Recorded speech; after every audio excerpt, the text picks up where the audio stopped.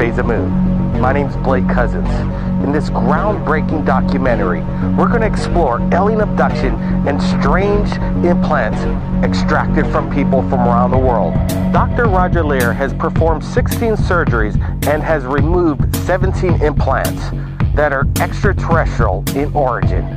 We'll show you the objects he's removed and reveal why they are described as a smoking gun that prove that visitors from other planets are routinely visiting Earth and keeping tabs on the inhabitants. Also, we'll be speaking to alien abductees and patients of Dr. Roger Leir who've had alien implants removed from their bodies.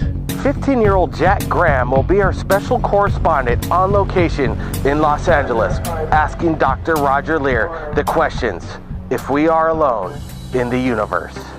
As one of the most eloquent and intelligent investigators of extraterrestrial life, we'll hear Dr. Leir's observations on why the aliens are interested in our planet and what their plan is for the human race. Now, where in the body do most implants usually come from? Well, that's an interesting question of where we find them in the body. What we've come to the conclusion is that they have to be in areas that are relatively superficial and near a bone. We've never found one in a body cavity such as the thorax or the abdomen or the brain.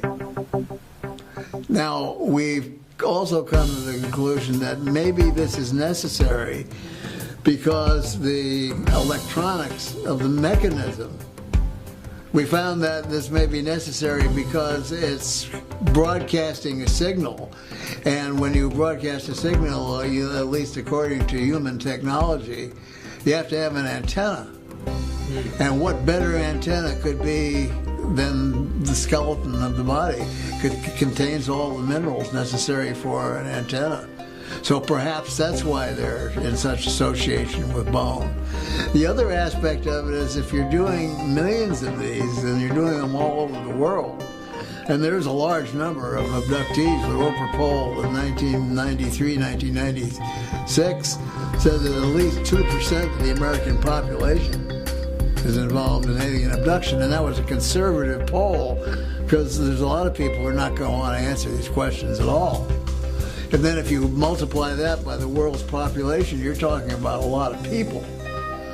So to get remote information as to what is going on within the human body, like we tag bears, we tag porpoises and whales and so on, we can study their habits, how long a bear hibernates, what their metabolism is during the wintertime and so on. Even John Glenn, or an astronaut, complained on national television that he had to swallow implants because mission control had to have that physiological information. Now, one of the things that we haven't talked about at all is why are implants there in the first place? Now, why exactly do you think that implants are necessary? Well, I think, again, based on human logic. And let's say, the human race is in a state of infancy, because we haven't been around that long. A race that may be hundreds, thousands, or maybe millions of years older than we are may not use the same logic as we do. So the answer I'm going to give you is based on our human logic. It looks like to me that the entire human race is being genetically re-manipulated again. Because if you look at the children born within the last 60, 75 years, they are not the same human as the person who was my age. In fact, a gentleman by the name of John White, who used to put on UFO conferences in the state of Connecticut, years ago recognized this, and he came up with the term Homo noeticus. Instead of Homo sapien, Homo noeticus, and that means new human.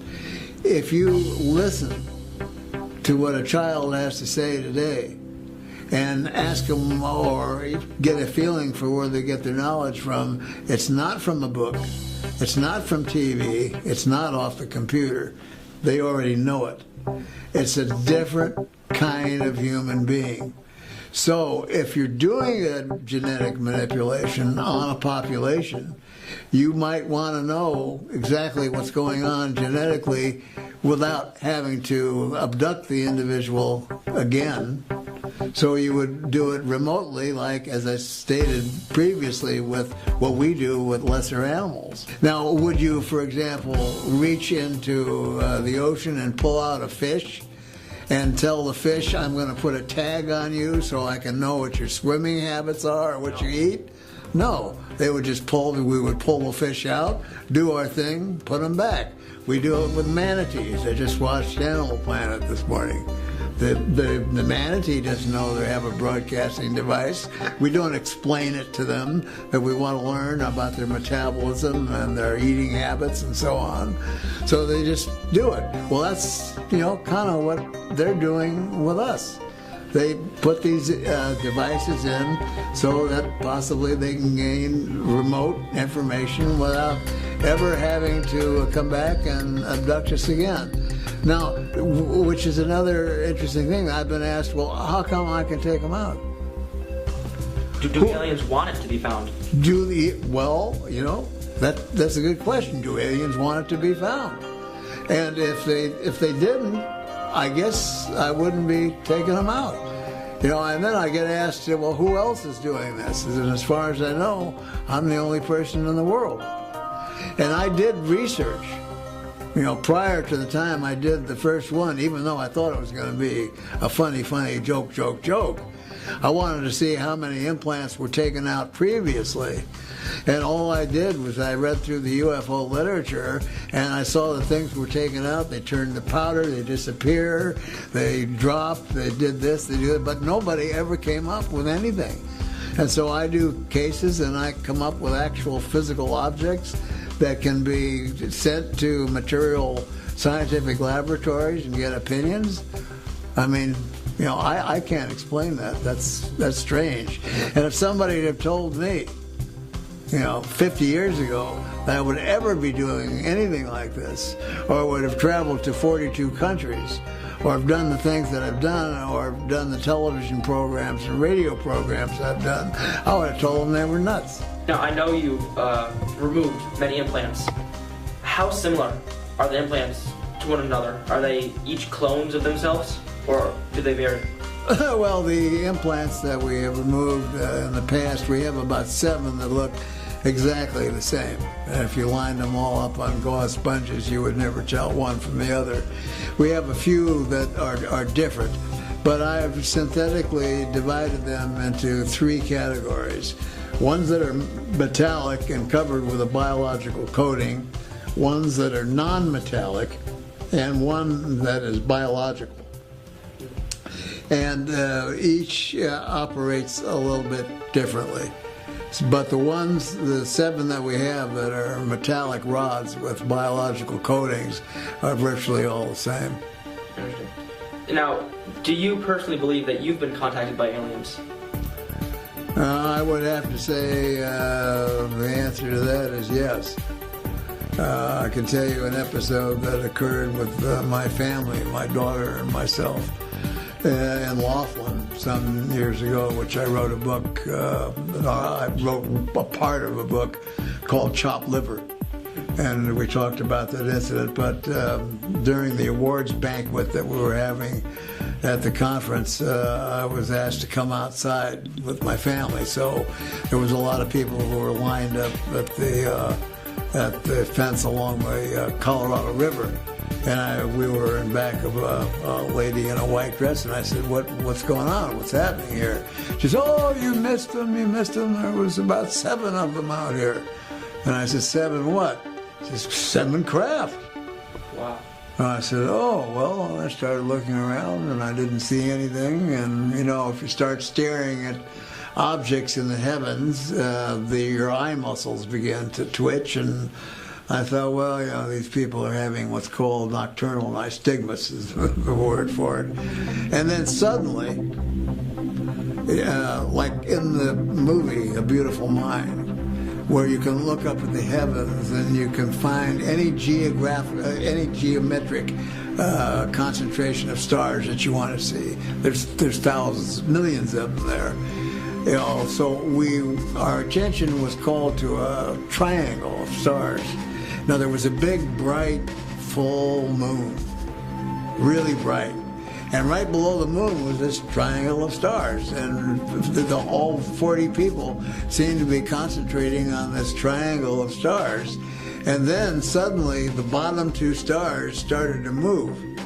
And they came downward and they went into a pair and they slowly went towards the corona of the moonlight and disappeared. And at the same time, I think everyone there got a telepathic message. Yes, we're here, believe it, bye-bye. And my daughter, who was about 12 years old at the time, said, Dad, are those folks coming back again? So, yes, I believe I have been contacted by non-terrestrial beings. That's fascinating. Now, what would you say is the most credible argument you've ever heard for abduction? Well, the most credible argument that I've heard for abduction in the cases that we've done surgery on would be very hard to delineate, because when we set up our set of criteria and protocols, the individual must have some kind of a memory of being associated with the abduction phenomena. When Bob Bigelow or NIDS decided to take on this responsibility of doing the metallurgy, I had to do some studying so that I could just interpret what they had to say. And I started getting reports back, and the first report we got back was they were comparing. This was Los Alamos National Laboratory. They were comparing these to meteorite samples. Wow. Well, we know if somebody didn't step on a meteorite or get one whacked through the back of his hand, it wouldn't So have it has to come from outer space. Had to come from outer space, and they're calling them meteorite samples. So that was rather mind-blowing. So that was the beginning of the scientific aspect. So I figured, well, if we're going to carry on with this, we better set up some scientific protocols and criteria for doing this kind of work. And then we formed our 501c3 nonprofit organization, ANS Research, and no charges were then ever made to any of the surgical candidates. I see. Now, I know, because you've written a lot of books, clearly, people must have heard about them. How many people ask you, can you inspect me and see if I have any alien implants inside my body? Do you get a lot of emails per day? Well, I get a tremendous amount of emails, so sometimes 3,500 a day. Wow. And yes, we have now instituted a methodology, a scientific methodology, for looking at the possibilities of whether somebody might have an object in their body. And Steve and I both have equipment that we can go, for example, to a conference. Let's say, tomorrow an alien revealed himself to the general public. How would you say people would react? Would there be mayhem and riots, or how would it go? Well, if the alien presence were known suddenly, one day.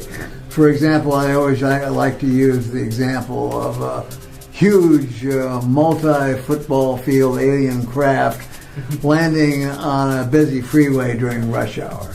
Would there be a panic? The answer is yes, there would be a panic, because people would be on their cell phones calling Caltrans to see how long they were going to have to sit there before that thing got out of the way so they could go back to get home to watch the Lakers game. But see, it just indicates the quality of life that we have here in the United States. Probably the least important thing of an individual who lives in the United States, at least, is extraterrestrial beings. As long as it doesn't interfere with you personally, then it could be fine, or it could be not fine, or who cares? But because that relationship has been made fun of for so many years, well, we don't even take it, the common person doesn't even take it seriously. So the world is changing, and the world has got to finally know the truth. Government sources and private industry has taken over most of the knowledge of, the extraterrestrial presence. Yeah. I guess, do you have any good guesses as to why aliens would contact us? What makes us stand out that aliens would want to put their implants inside of us? Well, I think in order to understand what the alien approach is to human life on Earth, we have to have a good understanding of our history, which we don't and which nobody seems to care about except a few. But if you go back and you look at ancient history and you look at ancient paintings and wood carvings and so on, even liturgical paintings with Jesus, you're going to look up and you're going to see a typical saucer UFO craft flying around, even back in those days. So, we don't know where we came from. We've been looking for the missing link for year after year after year. Where's the missing link? If we look at the writings of Zecharia Sitchin, the late Zecharia Sitchin just passed away, and he wrote a set of books called The Earth Chronicles. And he says that 435,000 years ago, from another planet in our solar system called Nibiru, the group or race of individuals called the Anunnaki came here, and their head geneticist, whose name was Enki, manipulated what was already here into human beings. Wow. So if we don't understand the history of where we came from in the first place, how can we possibly understand the present or the future of where we're going with all this? Jack Graham will now speak to Stephen Colburn, chemist and material scientist, in regards to the implants removed by the alien abductees.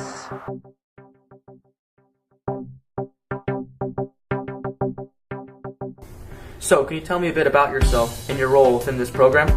Yeah, my name's Steve Colburn. I'm a material scientist. I was educated at UCLA, and I work in Camarillo, just a few blocks from where Dr. Lear works. And after we met, we decided to have a collaboration on analyzing these objects more thoroughly. A lot of the objects that we've removed had not been analyzed adequately, so I've done a lot of microscopy and elemental analysis on these objects and come up with some interesting findings.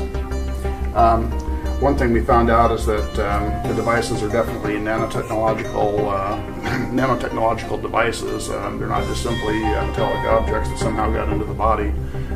They contain carbon nanotube electronics, and carbon nanotubes are the field I'm working in my regular job. And they give off radio signals, and they have odd nanostructures in them made of carbon nanotubes. Carbon nanotube electronics are a hot topic in material science today. By the way, there's many amazing properties about them. The aliens have apparently perfected the technology to use carbon nanotubes in these devices. And there are proprioceptor nerves that go into these the tissue capsule or a gray membrane around these devices. And one of the most fascinating findings was that that these devices contain many of them contain meteoric iron judging from the trace element pattern of gallium, germanium, precious metals like iridium and platinum. And iridium is not found on Earth in any great amounts. And we did the isotopic analysis of various elements from the metallic cores of several of these devices and found out that they were made from off-planet material, extraterrestrial material.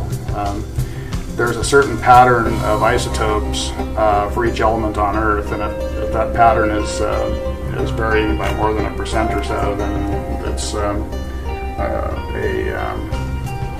the conclusion can be drawn that the material came from off-planet.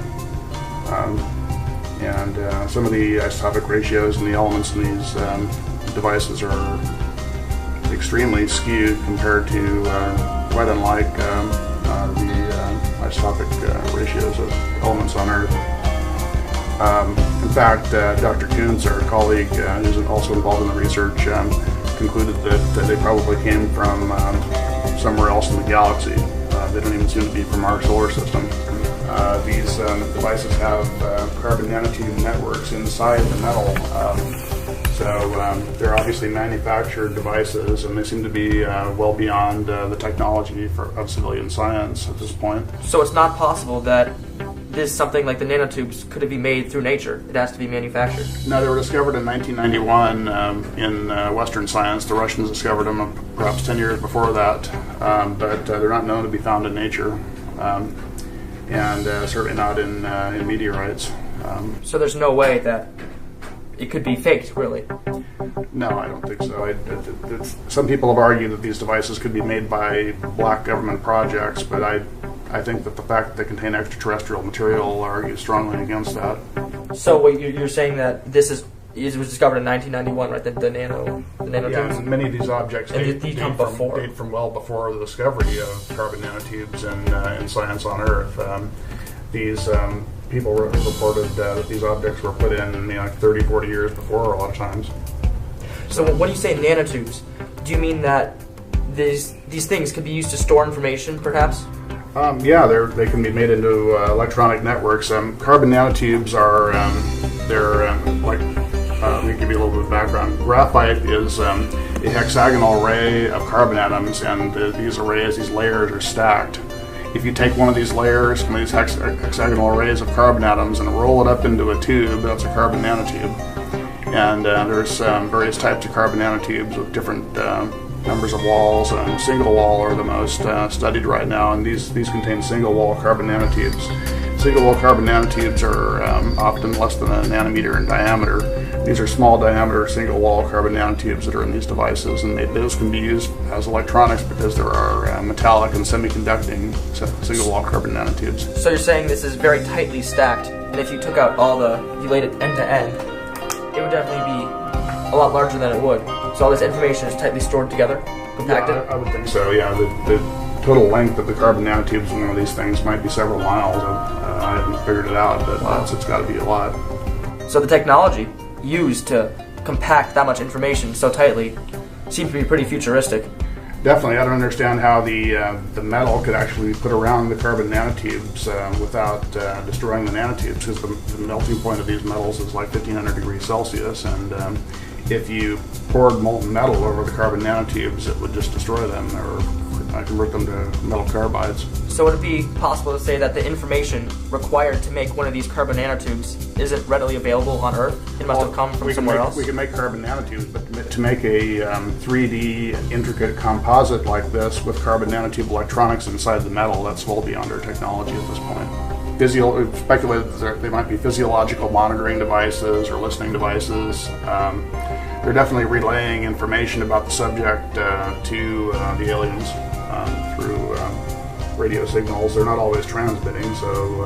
Have you noticed actual radio signals emitting from it? We've detected radio signals coming from them, and in two of my reports we outlined some of the frequencies that they give off. The last two devices we detected radio signals from. Are they common radio signals that are found on Earth? Some of them are aeronautical and satellite communication frequencies, but there's also a very high frequency microwave discharges as well. So could it be possibly dangerous to have a lot of microwaves emitting from inside a person?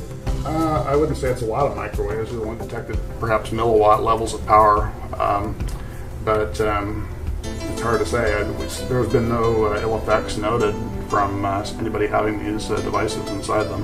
What about after the surgery? In fact, they don't have any rejection or immune response by the body. So that it's possible to not even notice these tiny things in your body? Yeah, most people don't notice them at all. So would it be fair to say see them on an X-ray? Would it be fair to say that there might be a lot of those in a lot of different type of people? Oh, that's very safe to say. Wow. Some of the frequencies that we've been able to gain some knowledge of from classified information is that they are deep space, fixed or mobile deep space frequencies. And that presents quite a conundrum because what advanced civilization would be using a radio wave to begin with? So do you think it would be possible that the government could know about these nanotube technologies? I think they know about them. I don't think they can reproduce it as yet. It's anybody's guess how much technology the Black Project community has. Some of their stuff is reverse engineered alien technology, reportedly. So would it be possible to take this apart and perhaps learn the secrets of what's inside it, and perhaps use it for our own technology? That's what we'd like to do at some point. We'd like to take one of these devices and mount it vertically on a scanning electron microscope mount, and take an elemental map of one layer of the object, then etch away a layer with a beam of fast atoms, and then do the next layer and get a three-dimensional structure of the object that way. How strong is the object? Is it easy to break? This one, I don't know. I haven't tried to cut it yet. Most of them are fairly easy to break. I've cut 4 so far, and 3 of them are fairly easy to break. One was immensely strong and could not be cut at all. With even diamond tools wouldn't scratch it. It appeared to be some kind of highly advanced iron metal matrix composite with carbon nanotubes. You mentioned there was a sort of biological capsule that surrounded it. Would that be used to protect it, to prevent it breakage? No, I don't think it's to protect it. I think it's to organize the neural input to the device somehow. Is that if we were able to back engineer some of the technology that we have in these devices, we could prevent, for example, inflammatory processes and rejection. In other words, if we could make something similar, you could wrap a heart, a kidney, a screw, a pin, or wherever, and instill it into the human body, and the person would not have to take any anti-rejection medication for the rest of their life. So that this was presented in a report, which is in the White House, that I have a copy of, from the OSTP. That's the Office of Scientific Technology and Policy, and that was handed to Obama at the time when he was trying to raise money for his medical health care problem to get Congress to approve the money. Will President Obama, with the help of Congress, fund this medical research and reverse engineer these implants? If so, the implications could help medical technology beyond our imagination. Now, we go to the most incredible account of alien abduction explained by Dr. Roger Lear to Jack Graham. 3 young children, about 9 or 10 years of age, who lived in Tennessee. And they decided to go out on a little local camping trip. So not too many blocks away, it was kind of like an empty field and so on. So they packed their primitive sort of gear, which was blankets and things of that nature, and things to cook over a fire, marshmallows and so on. And they went out, and they didn't even have a tent. They used sticks. They gathered sticks and they put the blanket over the sticks to act as a tent. And they roasted their marshmallows and told jokes and so on. Well, at about 3 o'clock in the morning, they noticed that there was a very bright star up ahead, above them. And the 3 of them all concentrated on this star because it was so bright. And the 3 of them watched as this star descended closer and closer and closer. And as it got closer, they saw that it was a craft. The next thing that happened was that when the craft was about 50 feet over their heads, a beam of bluish-white light and a cone came down over the 3 of them, and they began to levitate up in this cone of light. Now, if someone had done that to me at my age, I'd have a little bit of trepidation because, if you're going up, and a cone of light, the first thing that would come to my mind would be the fear of falling back down. There's nothing holding you. But they had the absolute opposite feeling. Oh, wow, this is fun. We're having fun. We're going up in this light. So they get up into the craft, and then they're in a round room that kind of looks like a hangar. And there are typical bumper sticker gray beings that are there. And so they say, well, you know, what's happening? Man, what's going on? I said, you know, have no fear. You're going to be returned. You'll be fine. We're just going to, you know, take a look at you folks for a few minutes and so on. But their fear was in being separated. Greater fear for each other than for each as an individual. Then when they finally were separated, they were taken down different corridors that went off this room. And under hypnotic regression is when they described what they saw off the corridors, which were rooms that looked like hospital rooms.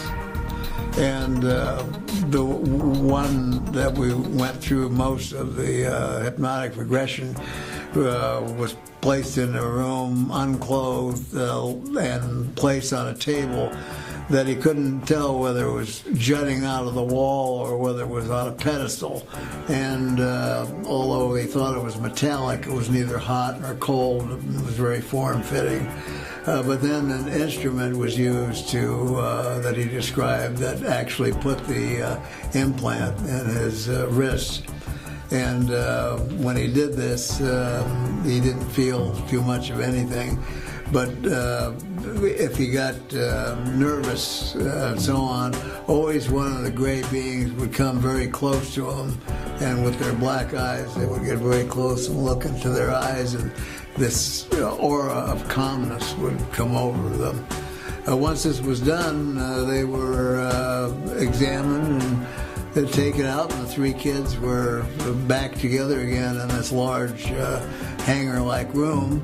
And the next thing they remember, they're lying back on the campsite again, and the craft is slowly moving up, and bang, it was gone. So they didn't know what to think, whether they had a nightmare or something happened, or just didn't understand the entire situation. One of the things that makes this case so unusual is that all three kids did something very strange after that, like a suggestion was put in their heads or whatever, but they actually stole into this person's backyard that had a vegetable garden, and they tore up the vegetables and ate them. And that's one of the most unusual cases that I've heard of yet. So they must have been told to do this for some reason. Because some folks that are involved in the abduction phenomena come back with symptoms. They feel muscle aches, pain, fatigue, feelings of the flu, dehydration, and so on. But the three kids, and asking them questions, of course they weren't kids when we did the surgery, but in asking them, if they had any ill effects from it, they don't recall anything. So maybe what they got out of the vegetables was something that obliterated the symptoms that abductees have. Now, what procedures and protocols do you follow for the surgery? Well, the procedures and protocols that we follow have to be kept 100% in order to make this a scientific study, because we try and stay with the scientific method. One of the things we do is when a patient contacts me, they have to convince me that they have an object. And that's either through an X-ray or a CAT scan. We don't accept MRIs because MRIs can produce false positives for foreign objects. For example, in an MRI, if you're looking through a slice right through the top of a blood vessel and there's blood flowing through a vessel, you'll see a nice bright spot. But that's not a foreign object. All it is a cut through a blood vessel. So if they send me X-rays or a CAT scan, then I take them to the radiologist and I get it confirmed that this is a foreign body, and what his guesstimation of the material is. Is it more dense than the surrounding bone? Is it less dense than the surrounding bone? We know if it's more dense than the surrounding bone, it's probably on the metallic side. Also, we have other consultants that we use. For example, we've had a couple of cases that were dental cases, and these were dental x-rays. So we have dental experts that go ahead and will look at the x-rays and then want to make suggestions as to whether they need further films, a Panorex or a CAT scan. So once it's been established that there is an object there, then the next thing we do is we send that client a package of questions, and they have to answer all the questions. There are no right and there are no wrong answers, but it gives us a complete background of what the possibility of their actually being involved with the abduction program is. Also, one of the forms amongst this questionnaire is a gradable form on probabilities. So if they're over 35% probable, then they've been involved. Now, lots of people step on things. Lots of people have, they want 2 seconds of fame on television or to get filmed. There's a lot of reasons for people that contact me. They may be not abductees at all. Some abductees don't get along well with the problems. And as the late John Mack wrote in his book, there are 7 traumas that are involved with alien abduction, and only one of them is the event itself. Another one is, who are you going to tell? Who's going to believe you? So you have this argument that goes on continuously. So a lot of these people are not well adjusted. A lot of abductees have problems. They can become alcoholics, drug addicts. They can be confined in mental institutions. So you have to sift out these people to become part of the study, and this is one of the first things we do. Then once they are accepted as a possible surgical candidate, do they want the surgery? Do they want it removed? And if so, if they agree that they do want it removed, they have to understand that the product that we're going to remove becomes the ownership becomes part of ANS research, and that we promise to give to the rest of the world as scientific knowledge. And if they're not willing to do that, then we don't accept them as a patient. So if we look at statistical numbers, let's say 10% out of 100 might be a true surgical candidate. 1% of them will only be ones that will operate on. Now, have any scientists tried to talk to you and give possible explanations for what it is instead of aliens, and try to prove you wrong? When I talk to the academic scientific community, they're also interested in the analysis and the intrigue of what they're looking at on a scientific academic basis. That they don't even offer a lot of times suggestions. If we do it and they're being paid, for example, for a television program, they'll actually get them to lie on camera. Wow. Also, scientists, by and large, are prey to higher masters, as other people, in other fields of occupations do. They have to earn their paycheck. They have to feed their families. So, and they could be threatened. They can be threatened by any agency of the government, for example. Not so much anymore, but in earlier years, yes. To what extent do you think is the government hiding information from us? Do you think they know? Do you think they have contact with aliens? I think that the government historically has made contact with aliens, and there's most probably been deals that have been made. We have enough witnesses now, for example, Holloman Air Force situation in which at Holloman Air Force Base, where Air Force One was seen to land, the base was literally frozen. No one could move from their post when this was going on. There was lots of witnesses to things that were happening. 2 electricians, up on a pole were told to stay there and not move till all this was over, and that was near the runway. Then they saw 3 circular craft come flying overhead. One of them began to hover over the runway when Air Force One stopped, Another one took off and went 20 miles away and hovered over a park. And the third one was somewhere else lingering around. And it was said by the lineman, who had a good view of this whole thing, that President Eisenhower at the time, got out of that plane, walked over to the craft. They saw a ramp come down. He walked up the ramp and shook hands with some kind of a non-human being. Went in, was there for about 20 minutes, came back out again. The alien craft took off. Air Force One took off. And instead of following the rules and regs that they had set up for landings at that base, they took off and flew directly within 50 feet off the roof of the hospital. Jeez. So this has been, cited as one of the examples, but certain presidents were in the know, certain presidents were not probably in the know. And today, I believe that the situation is totally different. I believe that most of this information today is in the hands of the giant monarchs of industry, these multi-lateral companies that are, some of them are part of the military-industrial complex, and some of them are industry itself.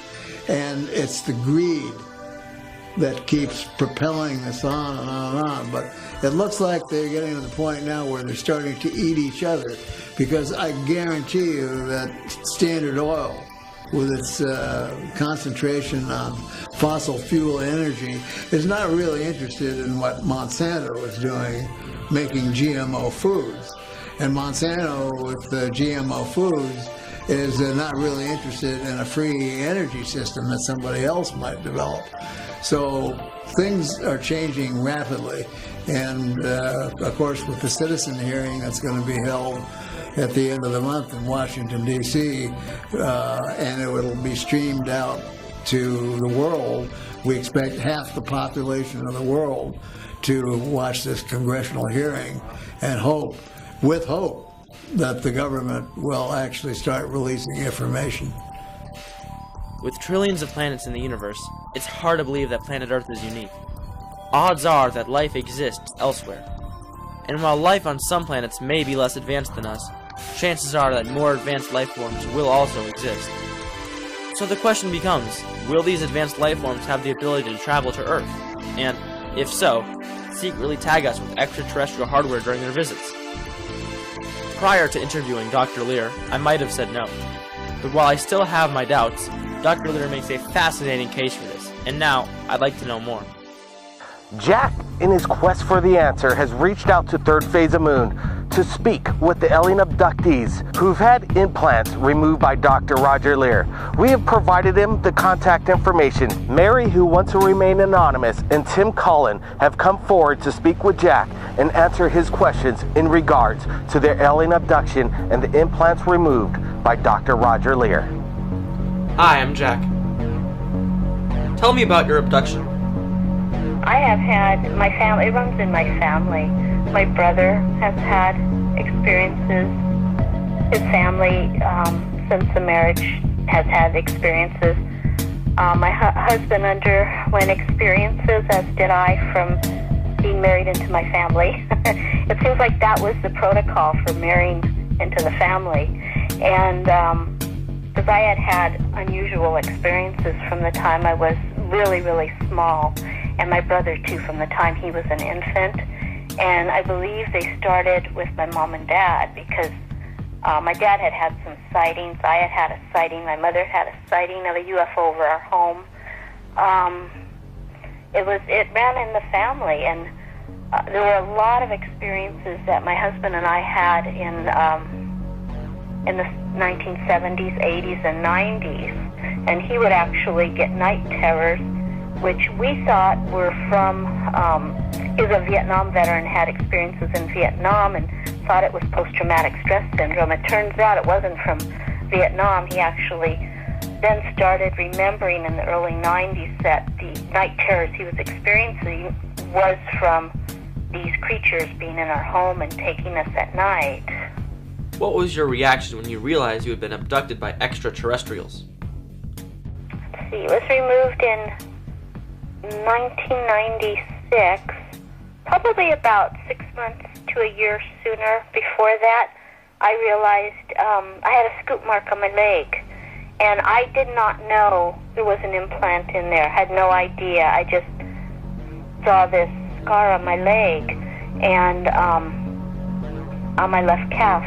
And when Roger was, I was assistant section director and then section director of MUFON for Ventura, Santa Barbara counties, and Roger was helping me, and he had arranged to do surgeries, and he had gotten funding through Bigelow, and for 3 surgeries, we had 3 people that were going to have supposed implants removed. Roger had gone through the x-ray process and exam process. Well, one of them was Whitley Strieber. He had an object in his ear, and he was to be one of our guest speakers and then go ahead and have a surgery. Last minute, he decided against having the object removed from his ear, and it's on the outside of his ear. He still has it today. It's under the skin on the back of the ear. And he decided against it. Well, we had funding for 3 surgeries, and Roger was, Dr. Lear was beside himself as to, what was he going to do. And I said, well, you can remove this scar off my leg, whatever it is. I don't know how I got it, but make that the 3rd surgery. And he said, that's fine. He says, but we have to go through the examination process. We'll need to get x-rays, blood tests, which we did. And on the x-ray, surprising both to myself and him, he saw an object on the x-ray that was just under the scar, the scoop mark I had. And that's how we discovered that there was actually an object under the scoop mark. What was your reaction to the news that aliens had implanted a device in you? I was shocked that there was anything under that scoop mark to begin with. I didn't know how I obtained that mark, but it was an unusual mark, and it seemed to just appear. At least I just noticed it. I think he was shocked because that was the first time he had ever had a scoop mark with an object under it. So he was shocked. I was shocked. And I kept trying to, rationalize that, maybe I just got something in my leg. And after it was, extracted and examined, it was nothing. I kept saying, are you sure this wouldn't be found in a regular body? Is there any way? And he goes, no, Alice. This would not be found in your leg. It could not, it would not be there naturally by any means. It wasn't a calcification or anything like that. It had a lot of unusual characteristics, and he's since then done some more surgeries that have had the same type of object. Is there anything else you want to add? Well, I think he's doing something that is so important, and he helps so many people, and he never asks for anything, in return from anybody that he tries to help. He's just, he's doing it because he has not only the ability to do it, but he has the need to find out what is really going on, a curiosity as to what's going on. It's affected him. Everything he does, his life, his career, he's very dedicated to trying to find out, what these objects are. And also, with these objects, we're finding that they have no inflammatory response around the object. Could this technology help the medical profession now in dealing with transplants, where these people with transplants have to be on horrific medications for many, many years, where if this technology could be developed where there would be no rejection. I mean, it would be wonderful for the people that have to go through this with the transplants. So, I mean, he's doing it for a lot of reasons, but he does it. It's a labor of love for him and curiosity. And he feels very dedicated to trying to help people, because a lot of people, you know, with these type of situations, they just don't know who to turn to or what to do. Unfortunately, he's there to try to help.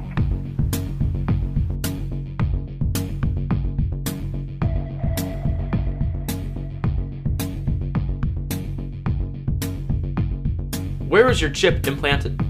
The implant was it was located in my left wrist area, arm wrist area, almost identical to the 15th surgery Dr. Lear done on Ron Noel. His implant is the same shape as mine, a cantaloupe seed type object, and located in basically the left wrist area. In fact, we kind of wonder if we could almost put the x-rays over each other and they'd almost be in the same spot. Did it hurt after the surgery? Yeah, when they got a hold of the object, it felt, I felt it a lot of pressure and uncomfortable with my arm. Like it was, got chicken winged, and I kind of had to carry it in a sling for a little while, but then it calmed down. It really, like I said, it was just like it was just being, the arm was being abused. I realized this thing was hooked to my nervous system because when I became aware of it, it was like it was aware of me and I was aware of it. The link between the implants and the abductees themselves are questions we may never know. But the real question here is, are we alone? And the answer is, these implants are extraterrestrial in origin, thanks to young Jack Graham asking the questions and Dr. Roger Lear's answers. We are not alone in the universe. My name's Blake Cousins, and we'll see you again next time. Third phase of moon.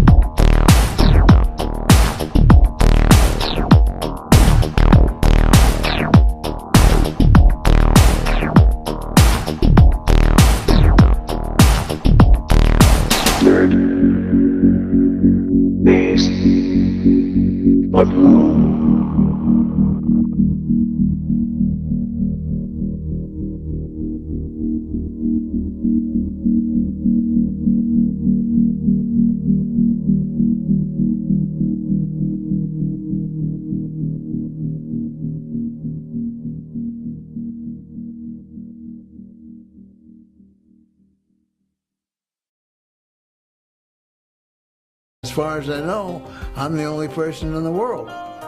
And I did research, prior to the time I did the first one, even though I thought it was going to be a funny joke. I wanted to see how many implants were taken out previously. And all I did was I read through the UFO literature and I saw that things were taken out. They turned to powder, they disappear, they dropped, they did this, they did that, but nobody ever came up with anything. And so I do cases and I come up with actual physical objects that can be sent to material scientific laboratories and get opinions. I mean, I can't explain that. That's strange. And if somebody had told me, 50 years ago that I would ever be doing anything like this, or would have traveled to 42 countries, or have done the things that I've done, or have done the television programs and radio programs I've done, I would have told them they were nuts. Now, I know you removed many implants. How similar are the implants to one another? Are they each clones of themselves, or do they vary? Well, the implants that we have removed in the past, we have about 7 that look exactly the same. And if you lined them all up on gauze sponges, you would never tell one from the other. We have a few that are different, but I have synthetically divided them into 3 categories. Ones that are metallic and covered with a biological coating, ones that are non-metallic, and one that is biological, the abdomen or the brain. Now, we've also come to the conclusion that maybe this is necessary because the electronics of the mechanism, we found that this may be necessary because it's broadcasting a signal. And when you broadcast a signal, at least according to human technology, you have to have an antenna. And what better antenna could be than the skeleton of the body? Contains all the minerals necessary for an antenna. So perhaps that's why they're in such association with bone. The other aspect of it is if you're doing millions of these, and you're doing them all over the world, and there's a large number of abductees. The Roper poll in 1993, 1996 said that at least 2% of the American population is involved in alien abduction, and that was a conservative poll because there's a lot of people who are not going to want to answer these questions at all. And then if you multiply that by the world's population, you're talking about a lot of people.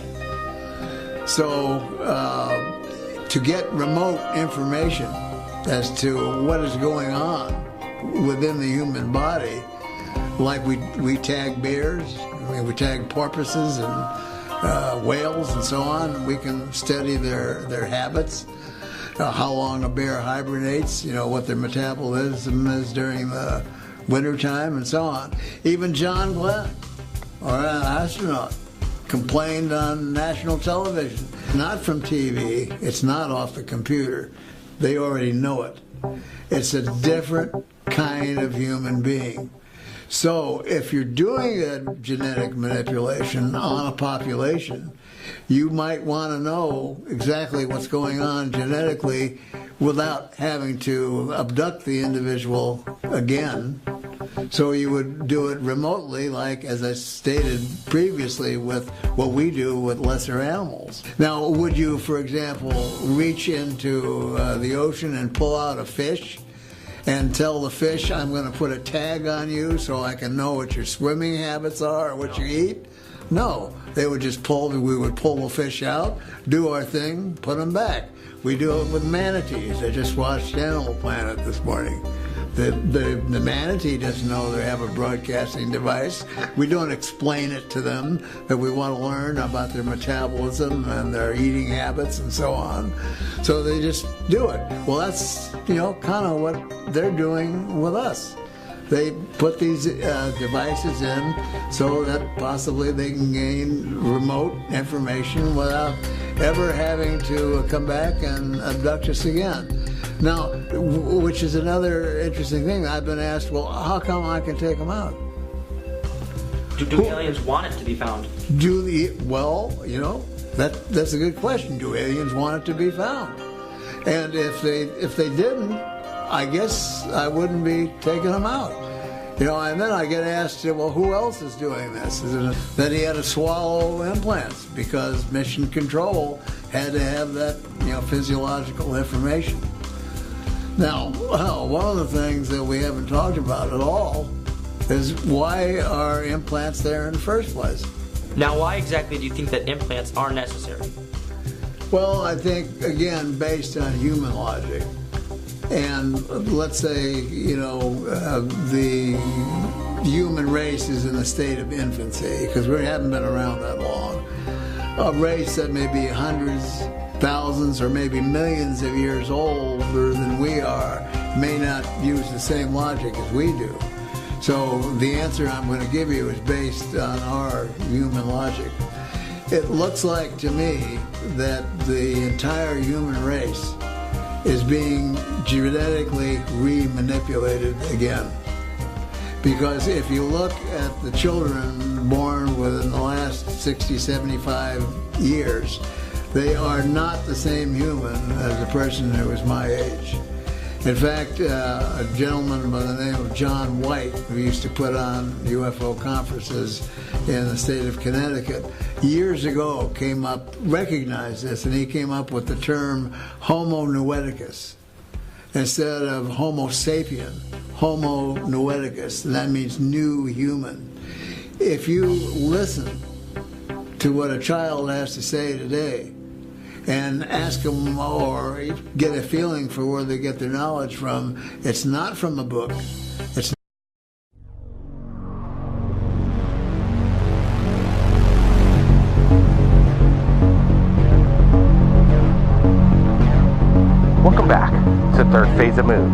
My name's Blake Cousins. In this groundbreaking documentary, we're going to explore alien abduction and strange implants extracted from people from around the world. Dr. Roger Lear has performed 16 surgeries and has removed 17 implants that are extraterrestrial in origin. We'll show you the objects he's removed and reveal why they are described as a smoking gun that prove that visitors from other planets are routinely visiting Earth and keeping tabs on the inhabitants. Also, we'll be speaking to alien abductees and patients of Dr. Roger Lear who've had alien implants removed from their bodies. 15-year-old Jack Graham will be our special correspondent on location in Los Angeles, asking Dr. Roger Lear the questions, if we are alone in the universe. As one of the most eloquent and intelligent investigators of extraterrestrial life, we'll hear Dr. Lear's observations on why the aliens are interested in our planet and what their plan is for the human race. Now, where in the body do most implants usually come from? Well, that's an interesting question of where we find them in the body. What we've come to the conclusion is that they have to be in areas that are relatively superficial and near a bone. We've never found one in a body cavity such as the thorax or